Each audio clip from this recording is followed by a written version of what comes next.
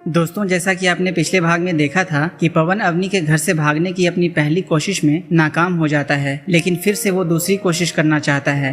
अब आगे अवनी उस रात को जैसे ही अपने पापा के कमरे में जाती है, उसके पापा कमरे की खिड़की के पास खड़े होते हैं। ये देखकर अवनी चौंक जाती है।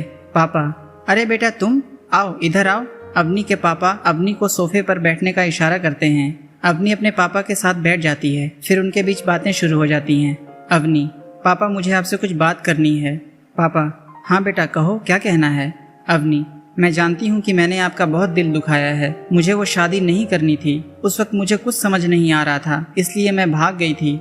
मुझे पता है कि मुझे आपसे बात करनी चाहिए थी, पर आपने ही ध्यान नहीं दिया। आप मेरी शादी को लेकर इतना खुश थे कि आपने मेरी बात कई बार अनसुनी कर दी। मैंने आपसे कहा था मुझे शादी नहीं करनी, मुझे थोड़ा वक्त चाहिए, तो आपने कहा अब सब कुछ मैंने तय कर दिया है। मुझे आप ताने देने लगे कि कब शादी करोगी, इतनी बड़ी हो गई हो, कितना अच्छा रिश्ता है। ये सब कहकर मेरी बात सुनी ही नहीं आपने सब कुछ खुद ही डिसाइड कर लिया था।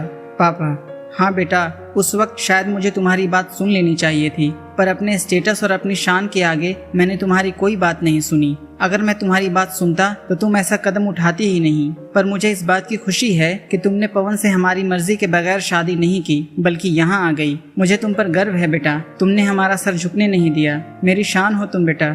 देखना मैं तुम्हारी शादी कितनी धूमधाम से करता हूँ। पूरी दिल्ली में किसी की भी इतने धूमधाम से शादी नहीं हुई होगी जितनी मेरी बेटी की होगी। अवनी के पापा अवनी के सर पर हाथ रखते हुए उसे सहलाते हैं। अवनी अपने पापा की बात सुनकर भावुक हो जाती है और मन ही मन सोच में पड़ जाती है। उसे समझ नहीं आ रहा था कि उसे सच बता देना चाहिए या चुपचाप बिना कुछ कहे यहाँ से चले जाना चाहिए। अवनी, पापा दरअसल बात यह है कि तभी अवनी की माँ कमरे में आ जाती है। माँ, क्या बातें हो रही हैं बाप बेटे के बीच, जरा मैं भी तो सुनूं। पापा, कुछ नहीं, बस एक दूसरे से अपने मन की बात कर रहे थे। अब इस बात का एहसास हुआ है कि अपने बच्चों से भी अपने मन की बात करनी और सुननी चाहिए। माँ, ये तो बहुत अच्छी बात है। अब आप बातों को छोड़िए और ये बताइए कि आपने अपनी दवाइयाँ ली या नहीं। फिर वो टेबल की तरफ देखती हैं, पर दवाइयाँ टेबल पर ऐसे ही रखी होती हैं। अरे ये क्या, आप अपना बिल्कुल ध्यान नहीं रखते। दवाइयाँ तो ऐसे ही रखी हुई हैं। चलिए पहले दवा खाइए आप। अवनी की माँ थोड़े गुस्से से कहती है।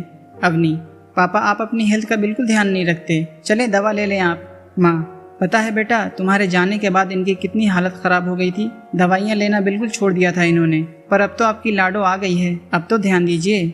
अवनी हैरान होके, क्या पापा, अब ऐसा कुछ नहीं चलेगा। आपको अपनी सेहत का पूरा ध्यान रखना होगा, नहीं तो फिर शादी में सबसे ज्यादा नाचेगा कौन। अवनी पापा से मजाक करते हुए कहती है।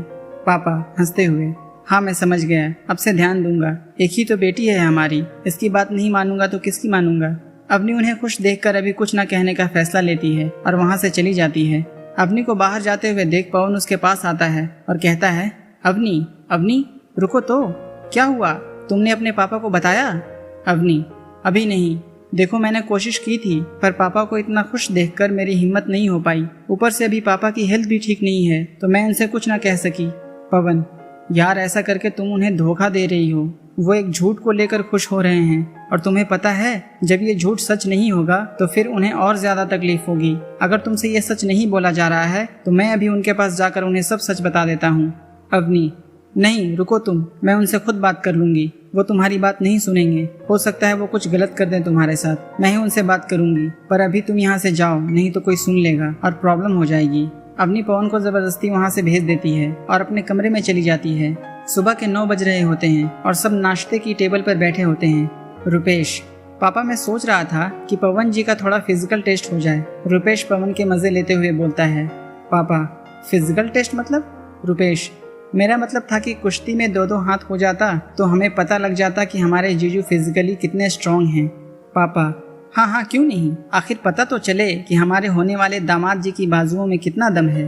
पवन, अंकल मैं तो बस अपनी कलम किताबों को ही ज्यादा समय देता हूँ, मुझसे कहाँ कुश्ती होगी। रुपेश, अरे तो क्या हुआ, कोशिश करने में थोड़े ना कोई हर्ज है। पापा, रुपेश बिल्कुल सही बोल रहा है पवन बेटा, और थोड़ी मस्ती मजाक वाला माहौल भी बन जाएगा। तुम क्या कहती हो अवनी? अवनी, हाँ पवन, कुश्ती करनी चाहिए तुम्हें, उससे तुम्हें कुछ नया एक्सपीरियंस भी हो जाएगा और मुझे पता है कि तुम बहुत अच्छा खेलोगे। अवनी पवन को झूठी तसल्ली देती है और मन में ही कहती है कि इससे तो एक कहानी लिखी नहीं जाती तो कुश्ती क्या जीतेगा, और धीरे से हंसने लगती है। पापा, चलो फिर ठीक है, 1 बजे सब कुश्ती की शुरुआत करते हैं। रुपेश तुम सब तैयारी कर लेना, मैं अभी कुछ काम से बाहर जा रहा हूँ, 1 बजे तक आ जाऊंगा। रुपेश, जी पापा। फिर सब 1 बजे गार्डन में इकट्ठा होते हैं। तभी पवन अवनी के कान में धीरे से कहता है, तुमने मुझे दूसरी बार फंसाया है। अवनी, चिल करो यार, सिर्फ कुश्ती ही तो लड़नी है, और वो भी मेरे भाइयों के साथ। कोई प्रोफेशनल बंदा नहीं आ रहा है तुम्हारे साथ कुश्ती करने। वैसे कहानियों में तो तुम फ्लॉप हो ही, पर क्या पता कुश्ती में हिट हो जाओ। अवनी पवन का मजाक बनाते हुए कहती है। रुपेश, आ जाओ पवन जी, पहले आपको मेरे साथ कुश्ती करनी है। पवन अपने आप को तैयार करते हुए रुपेश के साथ कुश्ती करने मैदान में उतर जाता है। दोनों के बीच कुश्ती शुरू हो जाती है। शानदार कुश्ती चल रही होती है। पवन अपना सारा गुस्सा कुश्ती पर निकालना शुरू कर देता है, जिससे वो रुपेश को हरा देता है। ये देखकर सब खुश हो जाते हैं। अब अगला राउंड मेधा के साथ होने वाला था। मेधा शरीर से लंबा चौड़ा और खूब हट्टा कट्टा होता है। फिर दोनों मैदान में उतर जाते हैं। कभी पवन मेधा को पटकी देता है तो कभी मेधा पवन को। ऐसे ही चलते रहता है। तभी पवन अपना तेज दिमाग चलाकर मेधा को हरा देता है। अवनी ये देखकर बहुत ज्यादा हैरान हो जाती है। सब पवन को शाबाशी देने लगते हैं। अवनी, क्या बात है, तुम इतनी अच्छी कुश्ती करते हो, तुमने बताया नहीं, कहाँ से सीखी इतनी अच्छी कुश्ती? पवन चिढ़ते हुए, तुम्हें जानने की जरूरत नहीं है, और वैसे भी पवन हर चीज में अपनी जान लगा देता है, बस तुम इतना ही जान लो। ये कहकर पवन वहाँ से चला जाता है। पवन के दिमाग में अभी भी भागने की प्लानिंग ही चल रही होती है। तभी अवनी के पापा उसके पास आते हैं और उसे शाबाशी देते हुए कहते हैं, वाह बेटा, तुमने तो कमाल कर दिया, क्या दांव पेच लगाया तुमने, कहाँ से सीखी इतनी अच्छी कुश्ती?